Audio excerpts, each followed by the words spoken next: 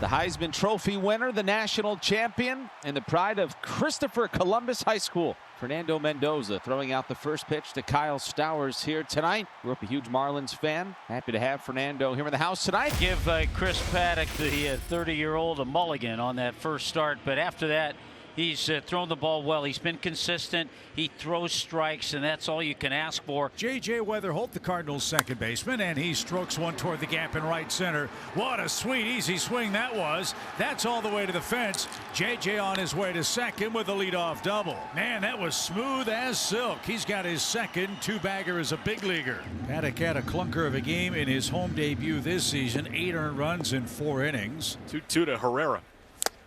And a foul tip held on to by Hicks. Good changeup from Paddock, and he's got a punch out. There's one man gone. Herrera couldn't advance the runner. Let's see if Alec Burleson can break out of an 0 for 9. The 1-2 pitch. Burleson rips it into center, a base hit. That was scorched. Up with the ball, Marcy. Here's his throw up the third base line, going into second safely. Alec Burleson, 1-0 Cardinals. Marcy looked a little confused after he threw the ball, was looking in towards the infield. I wonder where the cutoff man was. I don't think they got there in time, but you got to hit the cutoff man. You have to hit him. Because they didn't, Burleson is on second. Jordan Walker's the batter. A 15-game hitting streak, .339 during the streak with 21 hits, including 7 home runs for Jordan Walker.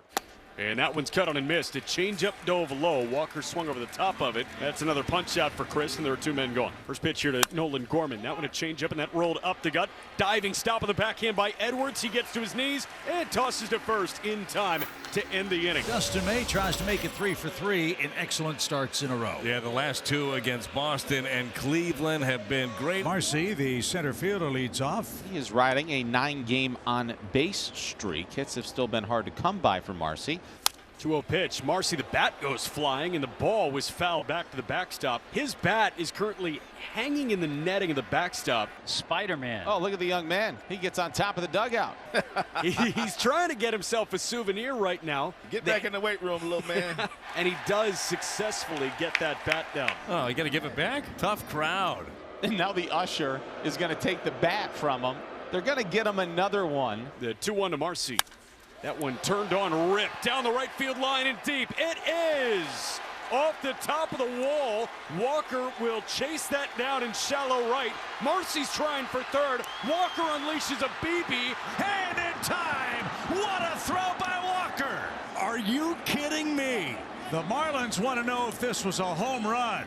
What a wild sequence. He picked out the right bat. That's a home run. That's a home run. It's over the Leon sign. It's going to be his first home run of the season, and the bat that he just hit that ball with is not going anywhere. Nah, keep that bat. He got the right bat. Give the kid that bat that he got. Everything's good. Sin Wynn, the righty hitting shortstop, will lead things off. Paddock with a 1-2.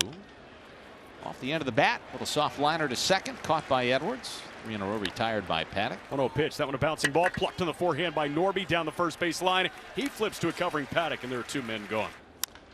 Pedro Pajes sends one high and deep to left. Stowers working back onto the track. So we're through an inning and a half. We're tied at 1. Agustin Ramirez, the righty hitting DH, will lead things off against May. The pitch on the way.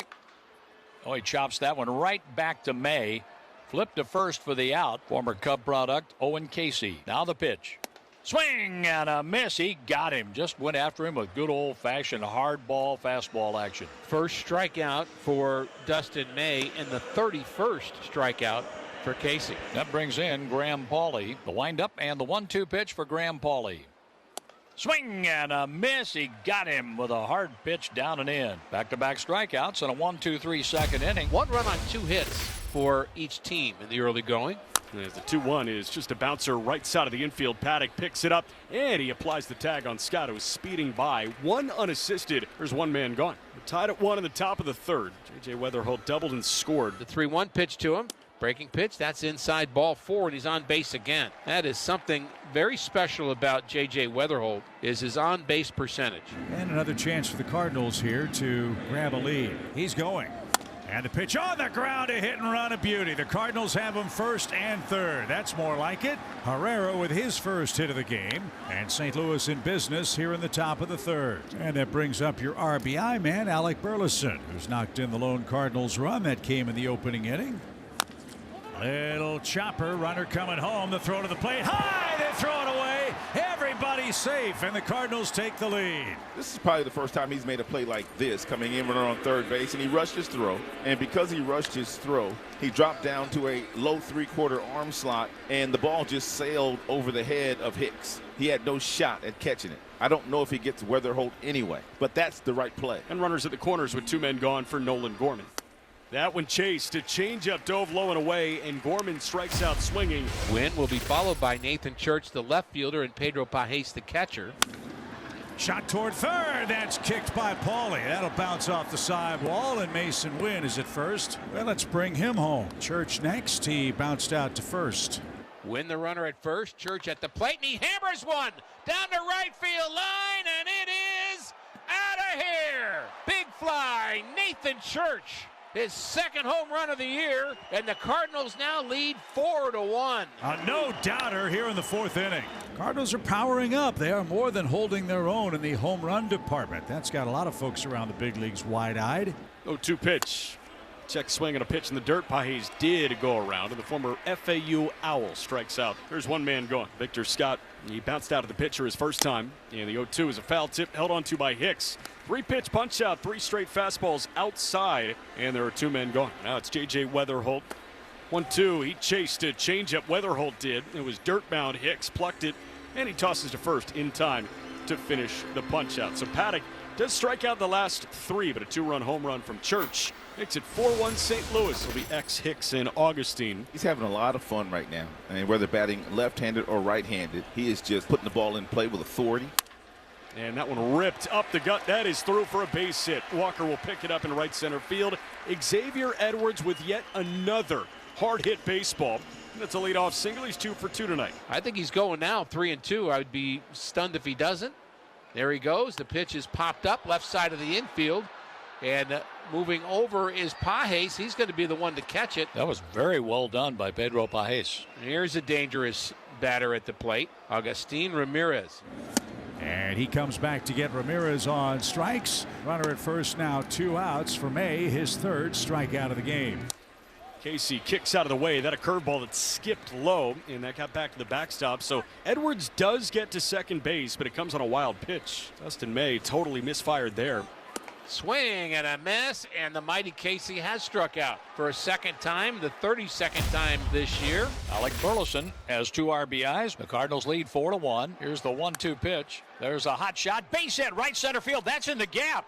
That ball's rolling and going all the way to the wall. Burleson moves into second base. He has a double with 1 out. On this quick artificial turf, a lot of topspin carried that one all the way to the wall in between Casey and Marcy in right center. Jordan Walker 0 for 2, trying to extend his hitting streak to 16. 3-2.